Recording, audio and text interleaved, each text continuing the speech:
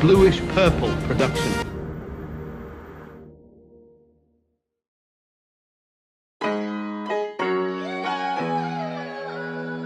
I'm doing something I never seen done before. No guidance, no direction, just faith in my vision. I bet it all on me because I knew what I was capable of.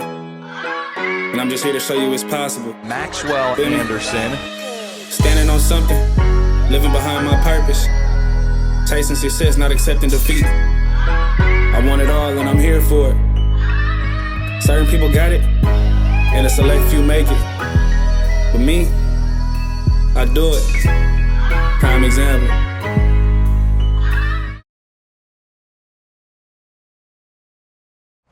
That you was doing when they had you walking with the weights, I was doing that too. I went home and I picked up them 50 pounds and I did it too. I stopped the video on what else it called you was on too. See, we used to have to do them like 150s. Yeah, I'm cool. What? Please. But it was, you know it was hey, people with the on, 175s. I couldn't pick up the 175s.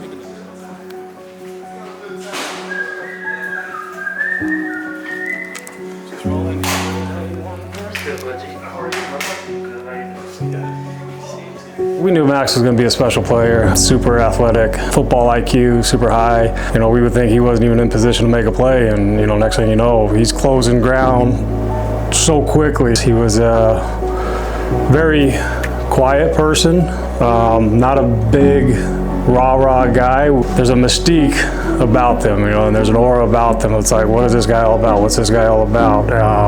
But you saw that on Friday nights when he was here playing for us. Just really helping us take this program to a new level of success. You know, being on a team that was 12-1, our only loss was our section championship game, and really pushing Monroe Catholic High School to a place that's never been before, and that was guys like Max. You know. He didn't recognize us. Did I get the MC? My highlight in there. All right, we got Maxwell Anderson with us today, Monroe Catholic alumni, Weber State alumni, preparing for the 2024 NFL Draft. How you feeling mentally, 1 out of 10? I'd say about like a 15. 15 out of 10, he buzzing. I'm in a good space right now. I can't lie to you. Good space. That's how I feel. How I feel to be going into the draft. Right now I can't, like I ain't got no feelings, just like the next step in my life, but when I think about it at night, it's a cool thought. Yeah, it's like it's surreal. It's really happening type. No cap. What did you get your degree in? Professional sales. What'd you say? Say that again? I got a bachelor's in professional sales. Wow. He got money. You heard him? That boy said professional sales. He got money. I mean, it's just a journey right now. It's not even where I want to be at, but yeah, these are the steps that I always see myself taking. It's important to look at it like that. Like he said it right off the top. This is part of his journey. This isn't the end goal. This is just another phase in his journey. And this is early in his journey. A lot of people would look at Max right now and just look at the situation as like, bro made it. Like, I look at it like that. I'm gonna keep it 100. I ain't gonna lie, to any student athlete out there, it is important to get that piece of paper. I don't care if you go in NFL, NBA, MLB, get that piece of paper. It's gonna take you a long way. It feel good while you're doing it. For sure. I talked to bro a couple weeks ago, and he just told me that it makes him proud seeing his mom happy, that he gets to do everything the right way. All his hard work is paying off. So it's a great thing. I look at it like my brother made it, like he doing his thing, like he up there. But he's so humble about it, and he just want more. And that's a big thing for me right now. Like I got it right now. I have it. I have like what I wanted, what I asked God for, but I want some more. I'm not satisfied. I want some more. It's a great thing to see a close friend transition into this time period in his life. It's a great feeling to be a fan of somebody's work ethic and their dedication to their art, their sport, and just see everything pay off. Like, I feel like I'm getting drafted. I ain't played football in about 12 years, but it feel good though. What was your experience like being this superstar high school athlete? I used to have a butterfly before every game. Like, I used to be so excited. Like, I couldn't sleep the night before. Like, I'm still that way now. But like back then it was worse. Really? I don't go away? I mean, if anybody know, you know, man. You was right there with me. I mean, it was cool, calm. We was chilling. regular teenagers doing teenager stuff. Yeah. It didn't kick in that we was doing when we was doing it? Yeah. Heck no. It was cool though. I mess with the experience. Now I'm starting to get to the point where I'm comfortable. Like, I mean, I don't know how to explain it. I'm just comfortable when it's time to go play. So, I mean, I don't really get butterflies no more. I just be more anxious and excited. Given the fact that you are going into the National Football League draft 2024, you can't tell me you're not nervous. You can't tell me you're not nervous. When you with your dog and you walk up them stairs to go to chapel and y'all pray, and you come back down to eat, like, it ain't no playing after that. Yeah. Now, how long, for the people that don't know, how long have you been playing football? Since I was 7. I'm 22 now. 15 years. 15 years is crazy. I think I was during the process, like the pro day and training for it and all that. But I mean, it ain't nothing I can do at this point. But pray. Yeah. So I just pray every night, leaving in God's hands. I'm chilling right now though. That's dedication, time, effort, blood, sweat, sacrifice. That's why a lot of people, you got to commend it. Even if you've never watched this man play or got the chance to see this man play and be in action, you got to commend it. What were you in college? Just first team all conference. Y'all want to hear the stats? Yeah, knock it out. Two-time first team all conference, defensive back, 2-time All-American. From Weaver State. Strapped that, I ain't gonna lie. Just check it in, number 3, Maxwell Anderson. I ain't gonna lie, I said that wrong. I wouldn't have strapped that. I would have scored 50 because he couldn't guard me. But we're not even gonna get into that right now. Oh my God, are we serious? We're not even get into that right now. Are we even gonna say that on camera? You gonna try to jam me off the line? Are we gonna say that on camera? For me, Max was a very genuine young man and very dedicated to athletics, to school, and to Moreau, and being a young African-American male role model for younger kids. He was always a good student. That was the one thing that kind of separated him from everybody else, was his intelligence, his IQ. So very, very smart kid. When did you realize that school and your grades are gonna be a pivotal point to you getting to the next level and succeeding? I'd probably say like around my junior year. I think that's when I started to take everything serious, from school to football to basketball, and just being on track. It's all about his drive. I can say Maxwell has been driven to work hard and to beat everybody. And what I mean by beat everybody is just to do more, to do better than what he's done in his past, and to do better than what people are doing in front of him. What would your advice be to anybody, any student athlete that's in college or about to commit to a college? What would your advice to them be, given your experience, your full ride? He just wins everything he does. Football, basketball, whatever he plays is competitive. He wins, but he just has that killer instinct. You put him on the floor, he is trying to be the best at whatever he does. Focus. Keep your head down. Don't let the distractions get to you. I think that's the best thing I give. You put your head down and keep moving forward. Don't detour at all, and you're gonna be where you want to be. What's one word you'll use to describe yourself, given everything you done been through in this life, everything you got ahead of you? Killer. Actually, winner. I'm gonna put those both together. Winner and killer. One word that I would describe Maxwell as driven. You saw that at Weaver State. You saw that here at Moreau. You saw that when he played Pop Warner football. You saw it when he played AAU. Dude was just a winner. Loyal. And I'm speaking on family terms, like the ones that I love, the ones that surround me. I got them till I can't no more, so they could do no wrong in my eyes. So I say I'm loyal in that aspect. When he was younger, his first time playing basketball, he actually scored the first basket at 3 years old at the rec center when he was growing up. It's a great standard to hold yourself to. Being loyal, not everybody can say they are a loyal person. Not everybody can say they've been loyal to anything in life. But being able to hold yourself to a standard of being loyal is very important. And I commend you for that. I respect it, and I can vouch for it. And I asked him at the end of the game, I said, well, how did you like it? He liked it. I asked him, what did he want to do or be when he grow up? And he said, the best. I think this is a no-brainer, but my pops, for sure.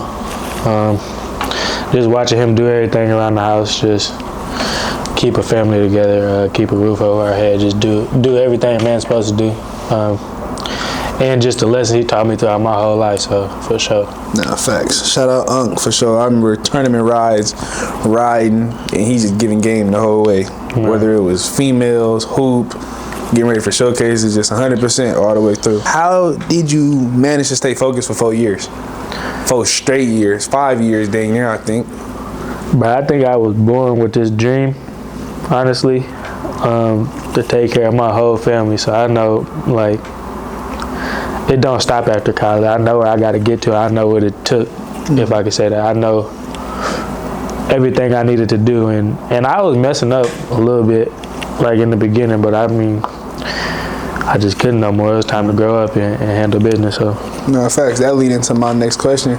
Being somebody that's about to put your family in position to be, whether it be millions of dollars, heck of houses, or whether it just be that role model that for the younger generation that's coming up behind you, how do you soak all that in?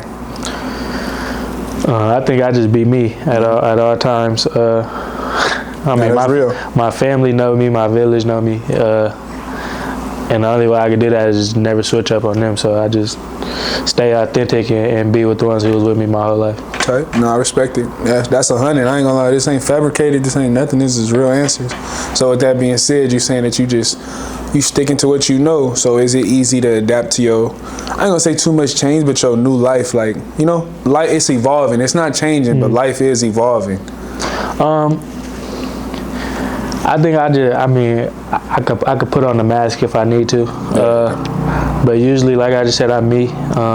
And I usually go by, if you rock with me how you rock with me, then it's gonna be that. But if you don't, then I don't take it no way. Just go ahead, be safe, handle your business, do you, and then I just keep it like that.